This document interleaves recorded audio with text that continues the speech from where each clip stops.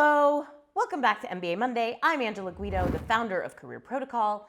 Last week, I talked all about how to format your MBA resume. Today, I'm talking about how to avoid the 3 biggest pitfalls that will make your MBA resume suck.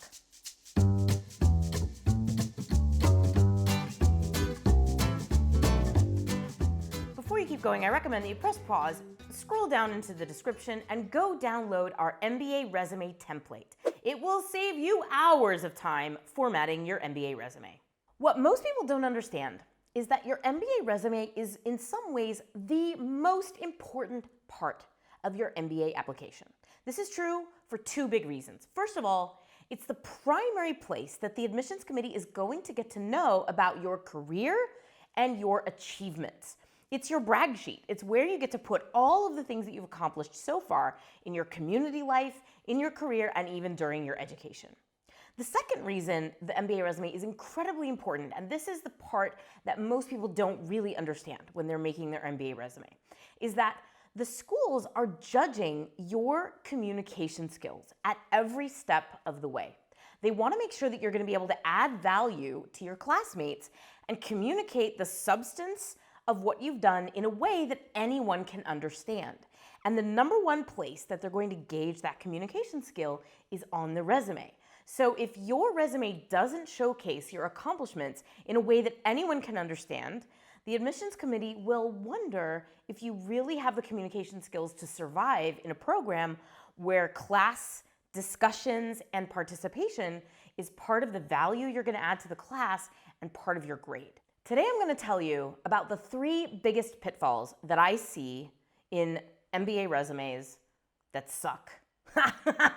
Well, they might even not suck, but they're failing to optimize the use of the space of the MBA resume to show off their amazing accomplishments and their career progression, and that's really what you need the MBA resume to do. If you don't want to miss any of my hot MBA tips, please subscribe to MBA Monday. Just click that little logo in the corner, and then I think there's some bell or something that you click to say that you want all the notifications. I'll wait. Pitfall number 1 is assuming that the admissions committee has the same context about your work as you do. And where I most see this go wrong is people putting jargon, intra-company terminology, a lot of detail that is relevant to the company or to the project, but not at all to you or your impact. And this will frankly just piss the reader off. If they have to wade through a lot of terminology that they don't understand, that makes them feel a little bit stupid because they don't know what it is, they're going to stop paying attention and they're going to assume that you don't know how to communicate outside of your own context. Pitfall number 2 is a little bit more subtle.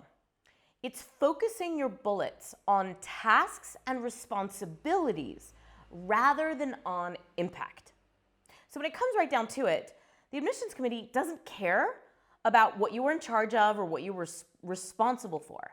They really only care about whether or not you were good at your job, whether or not you got things done and made change happen.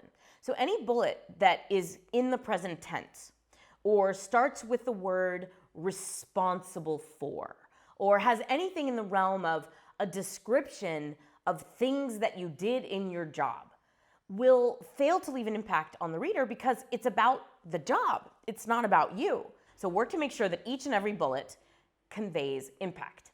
In the next MBA Monday, I'm going to tell you exactly how to do that. And finally, pitfall number 3 is leaving out all the stuff that's interesting about you outside of work. So, of course, it's true that your professional experience is going to take up the top part of the resume and the lion's share of the real estate on your MBA resume. But if you've had leadership experiences, community service, sports and major activities, awards that you've won, hobbies, those also all belong on the resume. You want to think of your MBA resume as a complete guide to all of your achievements since high school. But it's really important to include these things about you because the admissions committee is evaluating you as a complete person. So your community service, your hobbies, again, the ones that you've pursued with some degree of excellence, are all part of the brag sheet that is your MBA resume. Join us next week when I'll talk about how to create amazing MBA resume bullets. first one is, I don't even know what it is. Hold on. What is it?